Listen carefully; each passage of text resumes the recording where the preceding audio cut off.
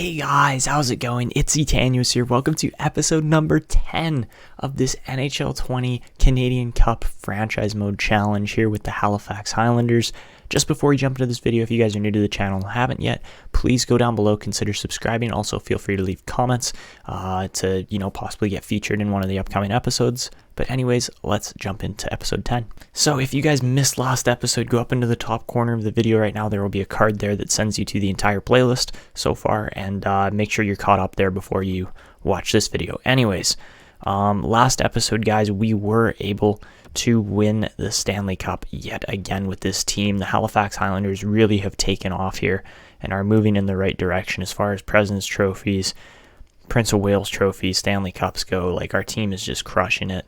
Jamie Barker won the Hart last season. Lafreniere won the Conn Smythe, and I think that was it. Oh no, Barker also got the Ted Lindsay. So yeah, we've got some notable players on this team, but guys, I do need to show you the lineup quickly just based on one or two worrisome factors with this team and how long they're going to be able to stay together. But those factors consist of Brennan Othmann on a one-year deal.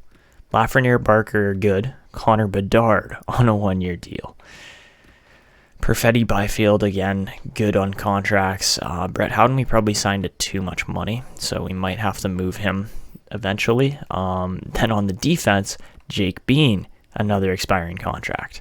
Harrison O'Brien, another expiring contract. Lambos has got 2 years left, so we're okay there.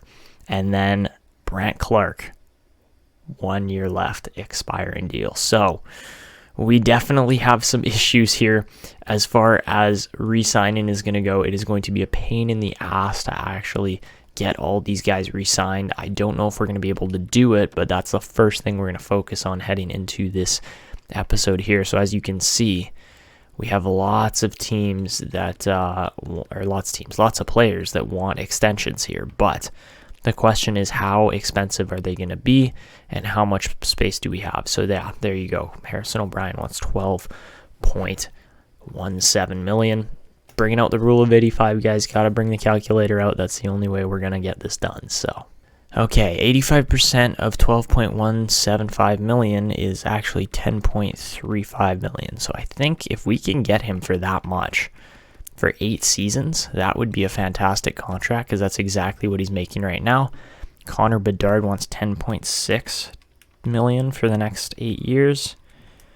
So they're saying if we times that by 0.85, we can get him for apparently $9.03 million, which is fantastic. I would love to get him for that cheap, but I don't know. I don't know if these guys are actually going to sign these deals or not. Jake Bean only wants 3 years, but he wants $10 million again. So we might not be able to re-sign Bean. That might be another problem here. He would be $8.95 million for those next 3 seasons, and I would much rather go with a guy like Brandt Clarke instead. He only wants 4 years here, so that's interesting. For $9.1 million times 85%, we can get him for 7.8. Yeah, 7.8 million. So that would actually be a pretty good deal for Brandt Clarke. What about, Othmann's actually ridiculously cheap for 1 season. Okay, we'll offer him the 1 year extension, and then he'll still be an RFA, so that's good. We have a lot of guys expiring though. Oh my goodness. This is going to be an issue. Like Kalen Addison, I don't know if we're going to be able to re-sign him for that much money. Because you look at our top guys, O'Brien and Bedard are both expensive. Clark's going to be up there too. Tristan Lennox, we are going to have to offer a deal to, but he's going to be a lot cheaper. Besides that, see, I'm just going to try to get as many of these guys as I can on cheap, kind of like entry-level type deals that aren't going to cost us too much, and these are, eventually going to become the cornerstone pieces of our team in the future, all these young guys that don't request as much money. And the reason being is because we'll be able to keep them around and then pay the big guys more money, and that will allow us to win for longer. So, yeah, it's going to be interesting here to see who signs, who doesn't. We'll offer Addison a deal, but again, I think he's going to be too expensive. He's still going to be $4.1 million even with the rule of 85 there. So that's not great. So we're going to advance a couple days here. I think I'm going to do a little bit of scouting. I don't know if I did my scouting or not. It's been a while, guys, and I apologize, but I've been working on the Journeyman wrap-up mainly, and that's been a grind, so yeah, by the looks of it, none of these scouts are actually looking anybody up right now, so I'm going to get my scouting done quickly. Then we'll sim to the regular season, see if guys sign, and we'll go from there. Alright guys, so I am done my scouting. We are going to sim to the regular season, and let's see what happens here. So, Jake Bean signs that contract offer, okay. Tristan Lennox signs, Kalen Addison signs, Damon Hunt signs, Ryder Korzak signs, Ozzy Wiesblatt signs, Kyle Kernkovic signs, Connor Bedard signs, let's go. Brant Clark signs, Brennan Othman can't sign due to cap space, and same with Harrison O'Brien, okay. So that's not great, because that means O'Brien and Othman now are not signed to extensions, which is an issue, but also we knew that was going to happen. I was just hoping it would kind of not be Jake Bean getting signed instead of other guys here, so yeah, might be an issue here moving forward, but we'll be able to deal with it. It's just going to mean that we have to make some slightly tougher decisions here on this team. But really, it's going to be all right. This team is still in great shape. We potentially have another top 5 pick, depending on how good or bad. I can't remember where we traded Byram last episode. We'll check that out in just a second. But we still have options with this team.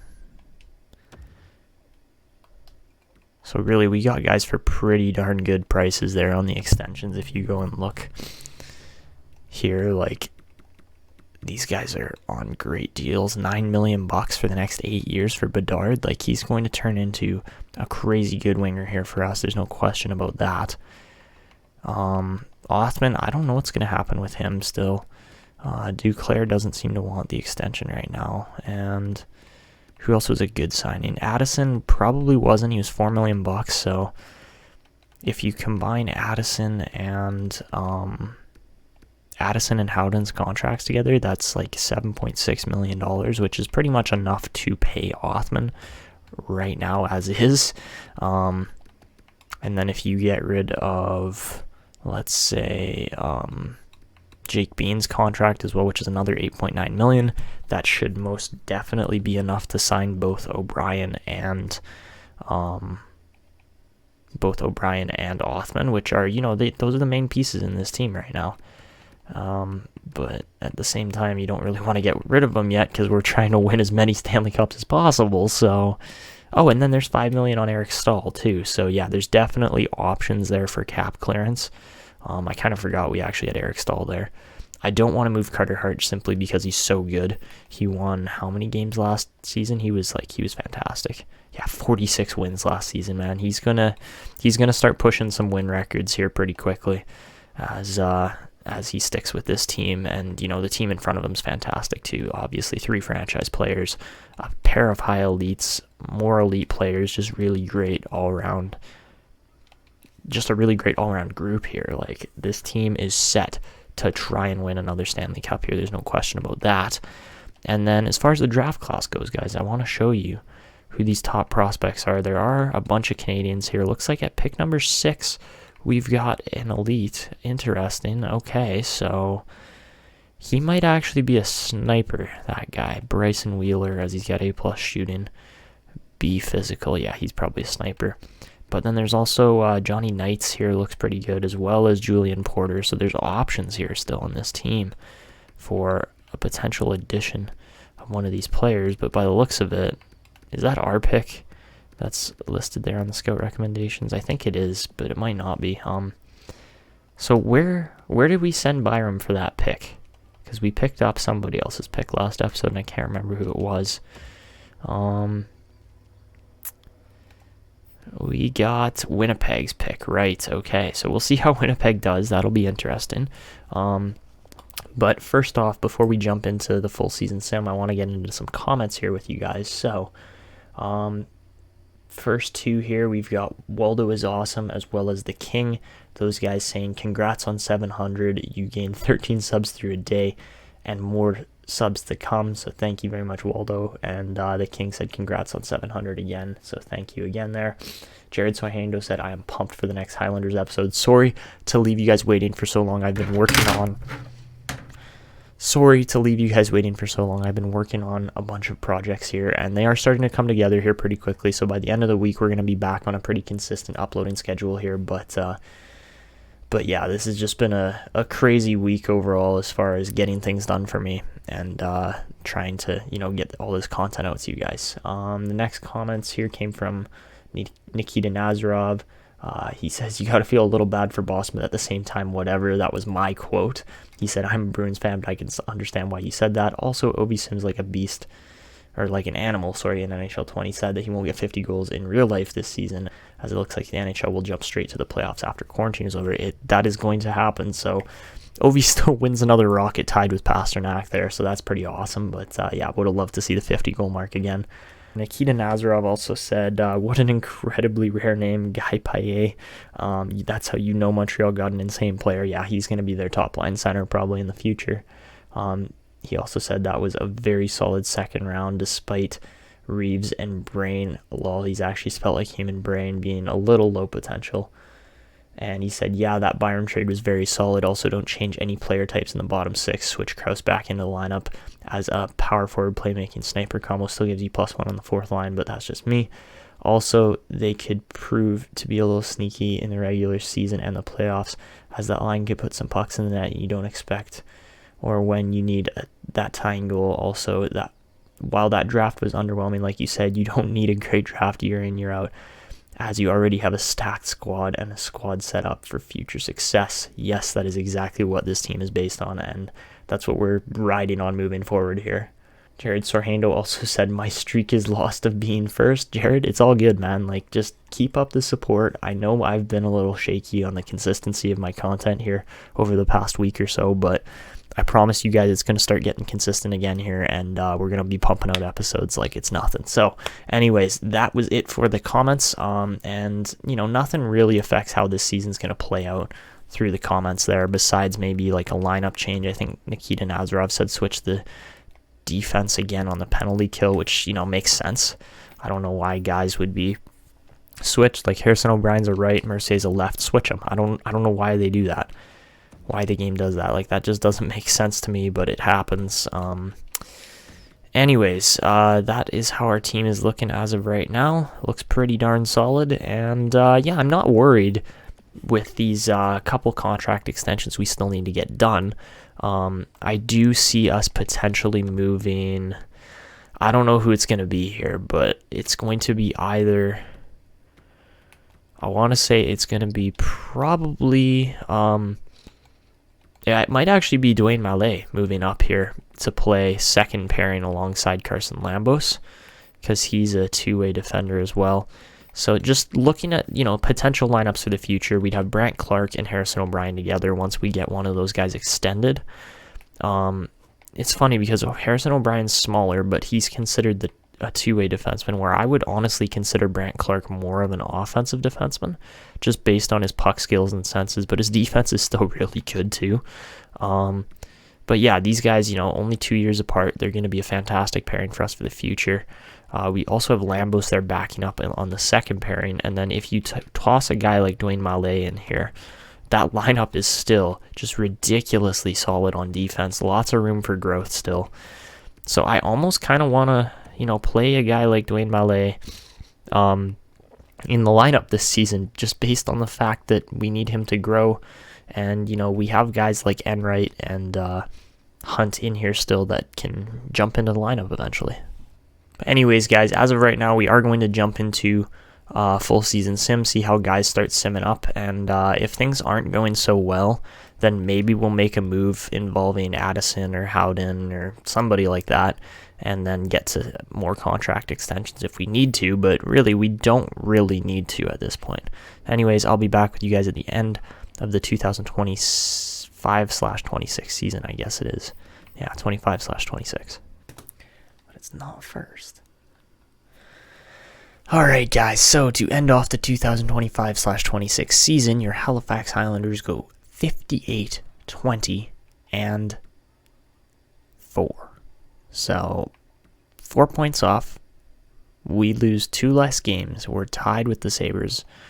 They'll probably win this last game here too. That's what I would assume. And yeah, they did. Okay, so they did actually get 60 wins. Buffalo is a good team. Like I'm not upset that they beat us. That's just a good team doing their thing. Connor Bedard scores 65 goals. Jamie Barker scores 64. That was just a fantastic year. Quentin Byfield has another great season here. Puts up 83 points. Pretty solid. He's not quite at a point per game pace, but he's close. Lafreniere is definitely over. Yeah, he's over a point per game now. Barker's been over a point per game his whole career, and Bedard is definitely over a point per game now after that 100-point season. The best part about Bedard is that we already have him locked up to an extension, so that's awesome. I don't think Harrison O'Brien really jumped up at all. Obviously, he had a good season still, like put up 49 points. That's not bad, but definitely one of his weaker seasons, actually. So who knows? Maybe we'll end up transitioning him to more of like an offensive defenseman since he is only 5'11". But yeah, we'll figure that out as we go. His shooting category isn't exactly up to par for being offensive either. But we definitely had better defensemen in here as far as Jake Bean goes, and, well, it was really just Jake Bean. As far as our goalies go, 42 wins for Carter Hart. Again, that is a fantastic year. As far as the entire league goes, Ukko-Pekka Luukkonen breaks the 50-win mark in a season. What a year for him, my goodness. So Carter Hart will finish second there in Vezina voting, most likely. Defenseman Cale Makar scores 74 points. That's pretty crazy. Erik Karlsson starting to drop off at age 35 there. And yeah, we didn't have anybody too crazy in here for scoring. Obviously, Dahlin would best Jake Bean there on scoring. As far as rookies go, looks like Evan Bull, the second overall pick, was the best player there out of the rookie class. Brian Granato looking real nice, but he is also 21 already, so 12th overall pick. Yeah, Granato's looking nice. And then Guy Paella scored 48 points there, tied with Zach LaRue, who's drafted like 4 years earlier. Cyrus Nugent-Hopkins actually turned out pretty well for St. Louis as well. St. Louis got a couple decent players there. Landon McCallum scored 40 points for our team, so that's insane. 40 points in a rookie career is crazy, especially considering he wasn't playing like top line or anything like that. Then for the entire league, Nathan McKinnon finishes top of the league in scoring with 114 points. Eichel just 2 points behind him, and then Cole Perfetti 5 points behind Eichel. McDavid 1 point off of Perfetti there. So yeah, we definitely had some big scorers in this team here, as Bedard and Perfetti both just lit it up really. Carl Klinge is actually insane as well. There's lots of really good players in here. As far as goal scoring goes, Connor Bedard is going to be your Rocket Richard winner in just 75 games. Can you imagine if he played the full 82? He might have scored 70 goals. That's insane. Anyways, those are your stats. As far as the teams go, I believe we finished second in the league, obviously just behind the Buffalo Sabres there. And then Ottawa was third. Okay, they were 5 points behind us. We were 6 behind Buffalo. So, this top of the league, these top 4 teams are all really good. There's no question about that. Aiden Woolley definitely going to help out San Jose moving forward there, as he was a number 1 overall pick, I believe. But yeah, no, this top of the league is all very solid teams, and we are not going to have an easy route to any kind of success in the playoffs here, but we know what we need to do, so let's get it done.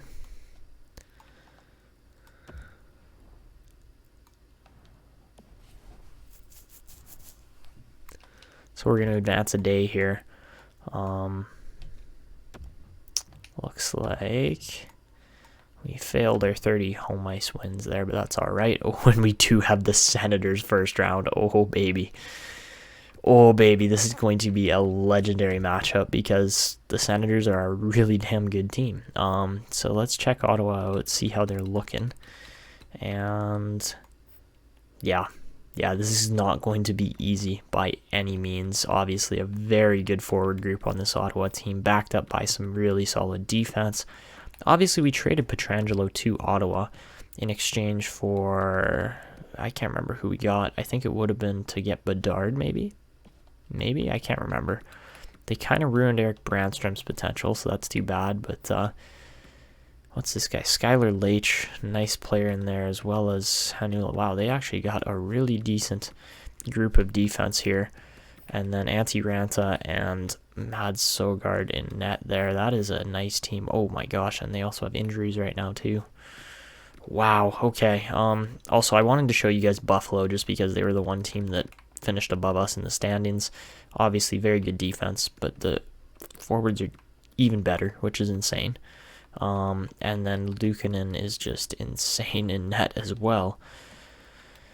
So yeah, we're going to get into the playoffs here. This is going to be crazy, and it should be a lot of fun. So here we go. We're going to start advancing day by day through the calendar, see if our team can get some wins. Obviously, wow, okay, they actually did really well too. The Charlottetown Sea Dogs finished, I don't know where exactly, Kyle Krnkovic, holy man. That is a fantastic season. Obviously, he is about 85 rated with the chemistry boost where he's playing. But that's just insane, man. What a season from Kyle Krnkovic as he scores 32 goals as well as 54 assists for the team lead there. Alexandre Bouchard, he's looking nice. How well did Lennox do? 40 wins for Lennox. 16 wins in 21 games for Pascal Brisebois. That's insane. And he had the second highest save percentage on the team. Obviously, he played over 20 games, so that's the difference there between him and Bilius, or Belus, however you say his name. Anyways, let's check out the entire league here, and Krnkovic ties for first, but I think he's going to get out, or he gets outranked there by Bermanis. He went 4th overall. Are you serious? Wow, that is an absolute oh right, that was 2019. That was a weird draft, so can't blame him for that. Raphael Lavoie is a nice player in there. There's a lot of nice players in here, but anyways, no, Kyle Krnkovic ties for first there in league scoring, so that's insane. Then as far as standings go, the Sea Dogs actually finished with a fantastic record of 120 points as well. And they finished first in the AHL. So yeah, the Sea Dogs are insane, man. They're just a really, really solidly built AHL team here. Honestly, guys, I'm not going to lie. I'm not going to be that upset if our team kind of struggles here a bit in the playoffs, as there are a lot of good teams that we're going to have to face off against. Even if we do get through the Senators, we'll be probably taking on Buffalo next. And then out of those other 4 teams, I'd say Toronto's probably our biggest rivals there, but who knows? It's the playoffs, man. Out of the West, San Jose obviously was huge. I'd say Edmonton's probably pretty good there too. But anyways, let's get to some in here. So we're gonna just go day by day here. Looks like OT lost there for the AHL. That's too bad. All right, game 1 for the NHL is a 6-3 loss. Wow. Like, yeah, Ottawa's good, but they're not that good. Okay. Game 2 in the AHL is a win. Good. Okay. Let's see if we can repeat that in the NHL, and we lose again. 3-1. Okay, you know what? Guys, no offense to Ottawa, but their team's not quite that good, okay? Like, yes, sure, Elias Anderson's a good forward. Same with Alex Fermenton. But, like, really, come on. They sewered themselves with the Ponomarev pick instead of taking Stutzel. And yeah, Ranta's standing on his head, which is ridiculous, okay? He's 36 years old. Light his ass up, boys. We got 2 guys who scored 55-plus goals this season. Where are they? I haven't seen them put a puck in the net yet, so this is not good. All right, here we go. Game 3 in the AHL. Another loss. Great. All right, Game 3 in the NHL. I swear to God, if we go down on... Apparently, home ice advantage doesn't exist. You just win every single game on away ice, which is good for us because we have home ice advantage technically. So, not good. All right, let's see if the AHL team gets bounced first round again after finishing in the top 2 again. And they do not. Okay, they survive for another game. Anyways, let's see. Do we go down 3-1 or do we tie the series up 2-2 on Ottawa's home ice? And we do tie it up. That is a tight series. Oh my goodness. Okay. Looks like San Jose and Edmonton swept their rivals. Looks like Chicago, Nashville are probably going through. Carolina's through already. Buffalo's down 3-1. Interesting. All right, let's see what happens here in Game 5. Either the Sea Dogs are moving on or they're heading home. So, they are heading home. That's not great. So that is the second year in a row that the Sea Dogs have gotten bounced in the first round of the Calder Cup playoffs. So that's not great. All right. Heading into Game 5 here against Ottawa. Can we win a game on home ice? Is that allowed or is that not going to happen? And we do win finally on home ice. So we have the opportunity to knock out the Senators in 6 games. Buffalo's out. So the only team that was above us in the standings for the regular season with home ice advantage is out already. So come on, boys, let's not blow this. Let's get through here and see if we can beat the Senators in 6. And we do. Thank God. They gave me a scare there, man. We do blow the first 2 games of that series, but we come back and win 4 in a row to knock the Senators out in 6. By the looks of it, we're going to be taking on Tampa Bay next. So that's going to be fun. Does Toronto get through? Who got through here? And, yep, Maple Leafs take on the Hurricanes. We take on the Lightning. The Oilers take on the Sharks. That's a big series. And then the Predators take on the Blackhawks. Okay. So, Buffalo is out. That is a little bit surprising, but I'm not that surprised because Tampa's obviously a very good team still. They also added Alexander Holtz, which is another big name there to that roster. Yeah, I can understand why this team was able to beat Buffalo. They got great goaltending, they got decent defense, and they got really good forwards. So, I'm not surprised, but I am kind of surprised at the same time, if you get what I'm saying here. Anyways, that's the team we're taking on. Cole Perfetti leading our team with 10 points in 6 games. This is going to be fun. Let's see what happens here. Are we going to be able to actually beat Tampa Bay, or are we going to get knocked out by the Lightning just like the Sabres did? So guys, we actually met up with the Lightning 2 seasons ago when we won our first Stanley Cup. We were able to beat them in just 6 games, and well, let's see if we can repeat that performance here 2 years later. So, Game 1 on home ice, we win 6-3, crush them. That is a big performance there on home ice. All right, game number 2, we win again 5-4 in overtime. That is a tight game, man. That's too tight for my liking. Anyways, over to game 3, back in Tampa Bay now. Let's see how the Florida Sun treats us, and it's not so good as we lose 5-4 in overtime this time.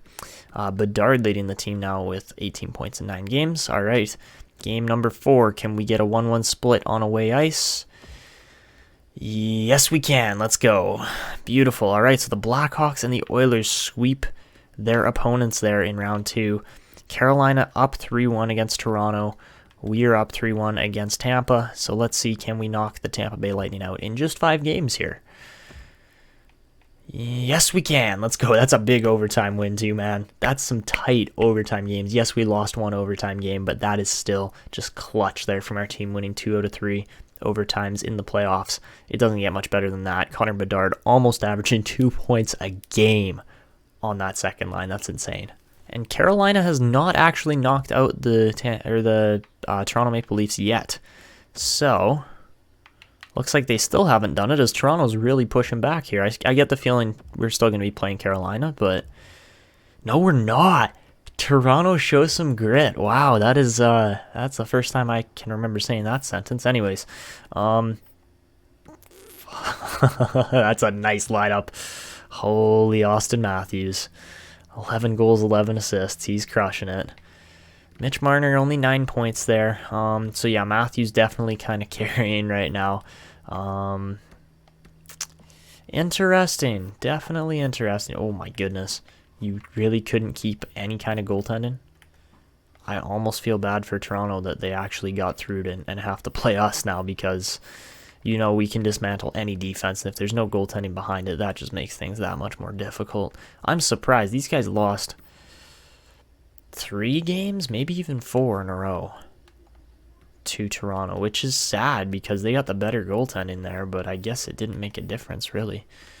Brendan Perlini, one of our old guys there, played a couple seasons here in Halifax. He was actually all right, but yeah, we got Toronto. Let's see if Toronto can put up a fight here or what happens. We're down to either Edmonton or Chicago. We played Chicago last season in the Stanley Cup Finals. Let's just scout these other two teams here in the Western Conference, because I am definitely interested to see what they got. I don't think Chicago's changed too much. Yeah, Klinge is just insane. That whole top line's just insane, to be honest. They should be playing Doc on the second line, and they're not, and they're kind of ruining his potential, unfortunately. Pretty good defense. Obviously, they got Clefbaum there now. And then besides that, how are the Oilers looking? They have Morrissey. They got Ruchin, who they drafted as well. Bouchard. That's a nice lineup. And then they're playing Draisaitl at center. Right, they got Stützle. Oh, my goodness. Oh, that's just scary, man. That is just scary. The German connection there is not okay. That is dangerous. So, yeah, that's the Oilers. And they got somewhat decent goaltending in Martin Jones. So that's interesting. Okay. All right, those are the remaining 4 teams here. I think we can get ourselves another cup. I don't think that's going to be too much of a problem, but we do have to beat Toronto still first. So, here we go. Game 1 against Toronto in Halifax. That is a 4-0 loss. Wow. Okay, Toronto's hot. I get it. All right, game 2. Come on, boys. We need to bounce back here. We can't lose 2 games on home ice. That's a 6-1 win. Let's go. All right, Lafreniere now leading the team with 23 points in 13 games. Heading back to Toronto, can we get at least 1 away ice victory? That would be huge.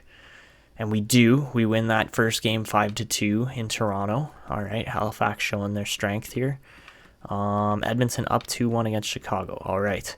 Game number 4. Can we take a 3-1 series stranglehold on away ice? Yes, we can. 7-5 victory. My goodness, this team is absolutely performing right now. Oilers are up 3-1 as well. Do we knock Toronto out in just 6 games? What's going to happen here? Or 5 games, sorry. No, we don't. I think the hockey gods are listening when I said 6 games, because we're headed back to Toronto for game number 6. Now, looks like the same things happened with this Edmonton-Chicago series. All right, let's see. Can we knock them out in 6 in Toronto? Yes, we can, and Edmonton does the same there to the Chicago Blackhawks. All right. 3-time Stanley Cup appearances here in 3 years. This team is an absolute machine. They're insane. All right, guys, so we're taking on the Oilers. I just showed you their lineup. Obviously, they got Tim Stützle, and they got a couple real nice players in here. So I'm not going to be surprised if we drop a couple games to this team. They are very good. All right, here we go. Game 1 in Halifax. Obviously, we got home ice advantage. Not that that means anything, but game 1, Lawson Crouse is down with a shoulder injury, and we lose the game 3-2. Ouch, that is tight. Come on, boys. We need to win those close games. All right, game number 2. We lose again 3-2. Can you win a game, please? Okay, I'm sorry. Yes, Edmonton's good, but they're not that clutch, okay? They're just not. They shouldn't be winning games by 1 goal against our team that has better offense than them. Come on. All right, game 3. We might go down 3-0 here, and we do. I love this game. All right, I'm playing 4 games in a row, I guess. That's just how things are going to work here. And apparently Lawson Crouse was the answer to all of our problems here, as he's back in the lineup. And, we lost 3 games when he went out. So, geez, man, that was just a really poor performance there over the last couple of games from our team. I was really expecting something better. All right, guys, here we go. Game number 4, facing elimination, facing a sweep. What do we do here? First period, up 2-1. Nice. Okay, Perfetti and Barker score. Gropp scores for Edmonton. We outshoot them 12-9. Second period, it's still a 2-1 game, as we're outshooting them 19-16 at the end of the second. Heading into the third period, we just got to keep this lead, and we do not. As Kirill Maximov scores for Edmonton, they get a 5-on-3, don't convert on it. We get a 5-on-4, don't convert on it. My goodness, man, what is this game? This is just crazy. So, down to the last 5 minutes, man. Let's go, Evan Rodriguez. That is massive. That is a clutch goal. And our team finally wins a close game. That is it's about time, honestly. That's the only words I've got to describe that. It's about time we won a 1-goal game against this Edmonton team. Maybe we'll do that a couple more times because, they did it to us 3 times in a row. Why can't we do it to them 3 times in a row? Just saying. We win a 1-goal game. That's a tight game. Let's do it again. Edmonton did it 3 times to us. Why can't we do it to them a couple times? First period, up 1-0. Second period, up 3-2. If you boys blow this, I swear to God. Power play for the Oilers. Doesn't convert for the first time, and then they just score in even strength. Love it. Come on, boys. This is a tie game. Next goal wins. Let's go. Harrison O'Brien is absolutely clutch. I told you guys, tight games. We walk away with the second one here, as we probably deserve. This team is just simply better than Edmonton. So I don't know why we're struggling so much. Anyways, here we go. Game number 6 in Edmonton. This is the one I'm worried about, because if we can force 7 games, I think we can win. But all right, first period up 2-0. Perfetti, Barker both convert on the power play. We outshoot them 11-5. Second period, it's a 4-1 game. Another power play goal goes in for us. Byfield scores even strength. So does McDavid. We're outshooting him by 10 shots. I'm just going to sim the third period. If we blow a 3-goal lead, I swear to God.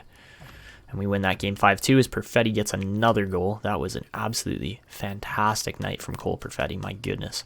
2 goals. That's well done. McDavid scored 2 as well, but it's Connor McDavid, right? So, yeah, absolutely fantastic night there. 2 goals, 2 assists for Perfetti. Forgive me for the stomach there. Anyways, here we go. Game number 7. We forced 3 games back to beat the Oilers here. And, well, let's see what we can do in Game 7 here. So, first period, up 2-0. Duclair scores twice. Anthony Duclair, an unlikely hero. Outshooting him 15-10. Second period, it's a 4-1 game. Man, I'm jumping in and just going to have some fun in the third period here. But our team sims back like a beast and proves why we deserve the Stanley Cup. Jeez. All right, so not much time left. Let's see what happens.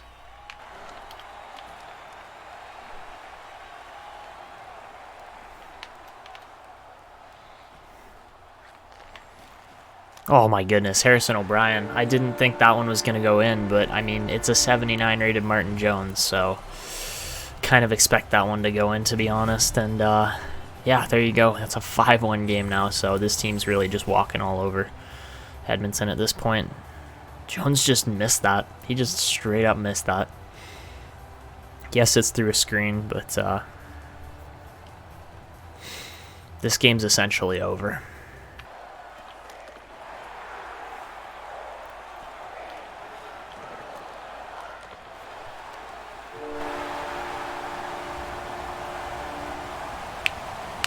That cheer gets me every time, man. I get chills from it.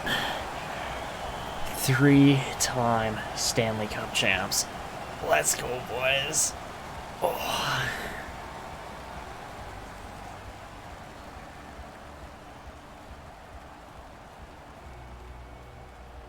That's just a fantastic season. Again, just well done. I hate to see the Oilers lose, but dang, what a season that was. What a season.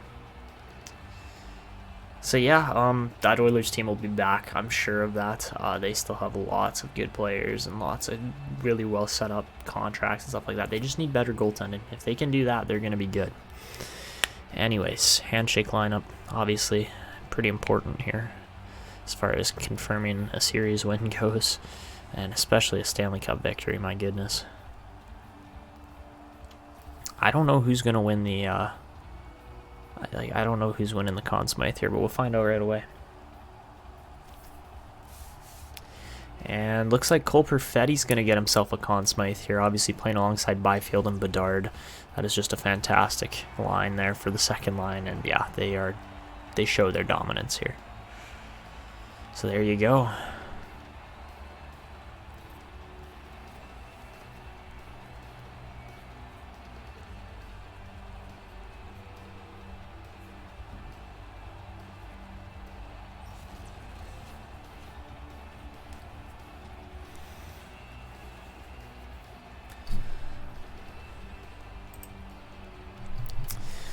So there you boys have it.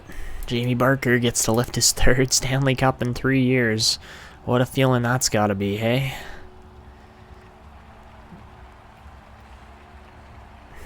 Essentially rips it out of the commissioner's hands. Gets to say, this is one of the best teams in hockey, man. It simply is. Michael Del Cole, my goodness.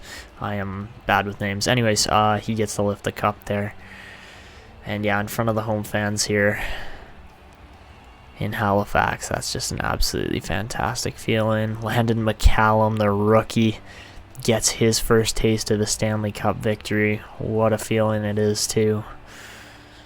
And yeah, no, he's definitely going to be a piece for the future that sticks around, hopefully. And yeah, knock on wood, right? Because we never know what's going to happen with contracts in this team. But we've definitely made some good draft picks over the years here, and he's one of them. But no better acquisition, I'd say, than Carter Hart, really, for this team. He's just been so fantastic. And that will be 3 Stanley Cups in a row for him now. So that's, definitely adding to his resume of being one of the greatest goalies of all time. Obviously, wins are another pretty important factor there. But as long as he can keep racking them up. There you go, boys. Your 2026 Stanley Cup champions. Three-peat, baby. Let's go. It's an absolutely fantastic series. I'm really happy with how that finished. Duclair gets the Hattie. And there you go. So we do actually have a contract offer to sign here. Looks like our first...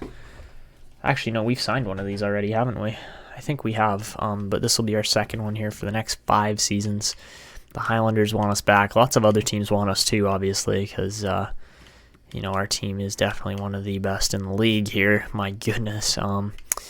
Anyways, we're definitely going with Halifax. There's no reason we'd switch. We're trying to win as many cups as physically possible. And the team's really doing well. They're on pace for another fantastic year here coming up. Also, guys, I would like to point out, even though that was the longest playoff run we've ever had, which was 24 games, our other 2 playoff runs were 23 games and 21 games. In the 21 games, Lafreniere scored 30 points. In the 23 games, Bedard scored 32. But in the 24 games here, Cole Perfetti has our highest ever playoff point total in a season here, as he gets 34 points in just 24 games. I guess you could say Bedard tied that as well. And, Barker was right in there too. He's up to a 94 now. His playoff stats, never mind his regular season stats, he's got over 400 goals now by the age of 27. But his playoff stats, 90 points in just 77 games. That's insane. You look at Connor Bedard, he's on that same kind of level. 90 points in 69 games played. That's crazy. That's unheard of for the playoffs, and these guys are doing it. Perfetti just over a point a game, but 92 points in just 73 games. He is crushing it. That's insane. Lafreniere's got to be right up past 90 as well at this point.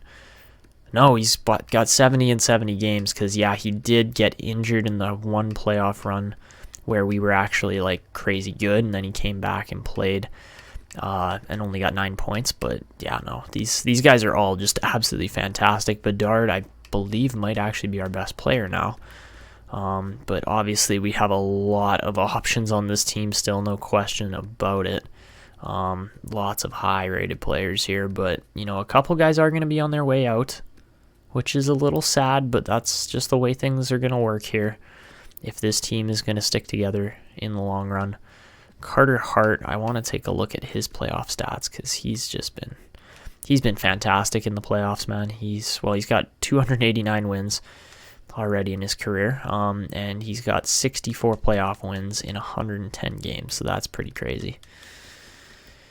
All right, so let's get moving on here. I don't think we're going to do too much else in this episode.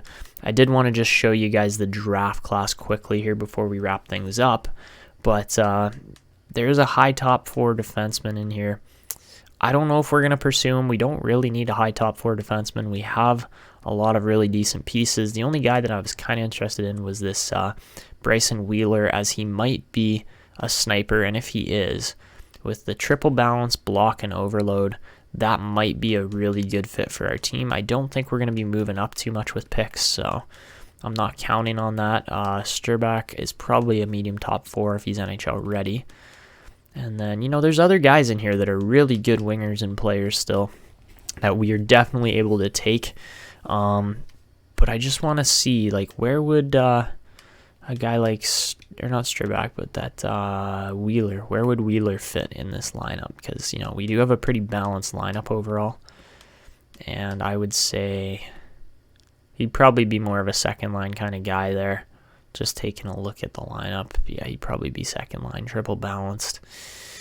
Yeah, that's what I would assume if we drafted him, but I don't think we're going to get him, honestly.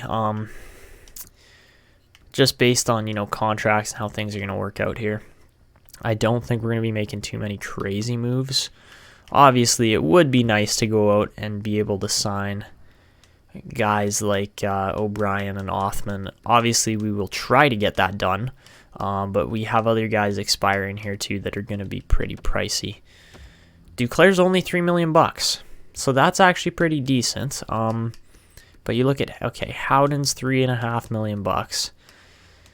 Addison's gonna be $4 million. Stahl is $5 million currently, and we're not re-signing him unless he wants $1 million. And if he wants $1 million, I'll take it. But at 41, see, he wants $3 million still. He's just trying to take money from the team now, and we can't afford it anymore. So, Bedard, I can't believe he's only $9 million. He's only $9 million, and he is the second best player on our team at just 21 years old. That speaks levels to how good he seriously is. How much money does O'Brien want? He wants $11.3 million for the next year. Oh my goodness, Harrison. Okay, you know what? $17 million. That's still a $15 million contract. And he's not worth $15 million. He's good, but he's not worth $15 million at the moment. And how much is... See, Othman's only $8 million. This is where being able to go out and get a rookie would be a pretty important factor here. This is going to be tough. We're going to make some tough decisions next episode. Duclair won't be returning. Howden will be moving on. I assume Jake Bean's going to be moving on. I know you guys wanted me to keep him, but what I would rather do is, move Jake Bean because he's going to be $8.9 million. Move Jake Bean, pay Harrison O'Brien the big bucks, give him or change him from a two-way defender to an offensive, play him alongside Brandt Clark on the top pairing, which would be insane because obviously Clark's kind of expensive. He's $7.8 million, which isn't actually that bad a contract when you look at it. I'll have Lambos on the second pairing alongside a guy like either Kalen Addison or maybe Gilbert Mercier or Dwayne Mallet as well. Those guys, they're really good defenders, and I'd love to keep them all around and together. And I think that's how things are going to work out here. We'll move the forwards. We'll try to get these last two guys signed here, but we have guys that are growing into roles just the way we want them to, and it's not going to be that difficult overall to deal with. So anyways, we are going to wrap it up here, but let's just take one more quick look at this playoff run that you guys just witnessed. Another absolutely fantastic season here from Halifax as they are able to get themselves a third Stanley Cup championship. It's just fantastic. There is one other thing I want to review here, which is the awards, and I just want to see who Laval. Okay, so the team that beat our team in round one there in 5 games, the Laval Rockets, do go on to win the Calder Cup. So, no hard feelings there really. So that means we should be able to check out the awards now. I just want to see who won what in the league and how that all worked out. Obviously, the Halifax Highlanders win 3 Stanley Cups in a row there. Absolutely fantastic. The Buffalo Sabres, your President's Trophy winners this season. The Oilers win the Campbell Bowl, and we win the Prince of Wales for the third year in a row. Obviously, that makes sense. Nathan McKinnon is your Art Ross winner. Jack Eichel wins the Hart Memorial. Ristolainen wins the Norris. Tyler Seguin is your Lady Byng winner. Bull for St. Louis there is your Calder winner. Cole Perfetti wins the Conn Smythe this year. Ukko-Pekka Luukkonen wins another Vezina. That's a second under his belt now. And he also wins a William M. Jennings trophy. The Bill Masterton goes to Nick Leddy. It's the New York Islanders coach there, Belfour, wins the Jack Adams. Anton Lundell is your Selke winner. And Jack Eichel wins the Ted Lindsay. And Connor Bedard is your Maurice Richard trophy winner there. So that's the second time in 5 years that a Halifax player has won the Rocket Richard here. Johnson's won it 3 times there in the last 5 years. So yeah, Abel Johnston, just an absolute monster of a player. So guys, the only thought process I'm really having right now that might make any kind of sense to our team is the fact that, we are trying to clear up cap space. We are trying to make this team better. I don't think we're going to be winning a lottery this season. I don't get that feeling because we've had so much go our way already. So I'm thinking, it would be all right to take a guy in here, whether that be Strback or Roy. I think it might be Gilbert Waugh or Gilbert Roy. I don't know. I think it's Gilbert Waugh is how you'd say it. So he would be a nice pick, but so would Strback. And then, I still am very interested in some of these guys up here that have the system fit to play with our team. So whether that be Bryson Wheeler here, he looks really nice. NHL ready elite prospect, he scored 46 goals, had over 100 points with Regina. He could be an option. We could trade away either Brennan Othman or somebody like Jake Bean to try and acquire him. I think that's going to be the move next episode because, our pick just doesn't quite look like it's going to land anywhere really good. I'm interested. I want to see where our pick lands, so we're going to wrap up the episode with this and see where the pick ends up landing here from the Winnipeg Jets. And any draft luck here? What's going to happen? And, yep, we did get draft luck. We moved from pick 9 to 2. We're the only, actually no, Calgary won the lottery as well. They moved from 5 to 3, but we moved from pick 9 to 2. Oh my goodness, we might actually end up trading down. I don't think no other team possesses 2 picks in this draft, so that's too bad, but it's either going to be a team like Vancouver or Detroit or St. Louis or maybe New Jersey who's going to end up getting a really nice player from us at some point here in this draft. Obviously, we moved right up here. I don't want to take the defenseman. I don't want to take Porter. I would much rather take Bryson Wheeler just because of the system fit, how he's looking as a player. He looks real nice. Looks like we could potentially toss him on either the right or left wing on that second line and really turn him into something fantastic. I know we have Brennan Othman, but we're going to get to the point where we realize, hey, it's got to happen. Bedard has to move up to keep creating success for this team. And that will be happening pretty soon as he is 93 overall now. For retiring players, Sidney Crosby calls it a career with 1,742 points. Eric Stahl calls it quits as well as Jamie Benn was in the system. I forgot about him down there, and he calls it a career at 946 points. That's pretty fantastic for a 5th-round pick, man. You got to hand that to him. A lot of these guys are, top-end picks for the most part, but what a draft or retiree class, that is. John Carlson, 850 points as a defenseman. That's insane. Subban's up there at 622. And then as far as goalies go, Carey Price, Tuukka Rask, and Ben Bishop all call it quits. Man, I'm really having fun with this series. I don't want to end the recording, but I know I have to just because we're getting on with the time here. But I need to hear from you guys. What exactly should we be doing heading into this draft class? Obviously, I want to try to pick up 2 higher end picks this season, as there are a lot of good options here. We do have one already, but we can't take Lutzer, Schroeder, or Ahonen. We can't take any of those guys, so it really comes down to one of these next 3 guys. What do you guys think? Leave it in the comments below. Do we take a guy like Johnny Knights? I don't really think we need defense at this point. Or do we take a guy like Julian Porter or Bryson Wheeler? Wheeler's my pick. That would be the guy I think that we would take, just because he scored so many points. But I also want to go down here and acquire probably Sturbach as well, because he's, NHL ready. Probably a defensive defenseman with that kind of size, but I would love to pick him up as well. I think he'd be another great addition to this team, and there's options. We have options in this draft for sure, as far as Canadian players and things like that go. I don't know exactly who we're going to land. Riley Wilm looks pretty nice as well. There's options beyond options in this draft.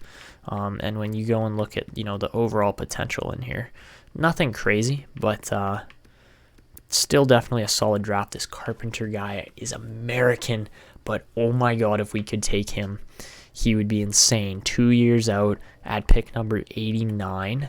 Like, sign me up, but we can't take him because he's American. Not too many low elites in here that really caught my eye this season. They're all pretty average for the most part. Maybe Bourgeois, or it's Bourgeois. I don't know how to say that. Bourgeois.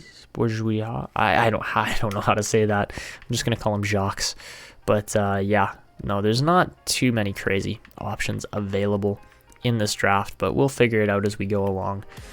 Definitely going to be a fun draft still coming up here, and we're definitely going to be making some big moves. So anyways, that is going to be wrapping it up for this episode. If you guys are enjoying this series so far, make sure you go down below, leave a like on the video, subscribe to the channel if you're new.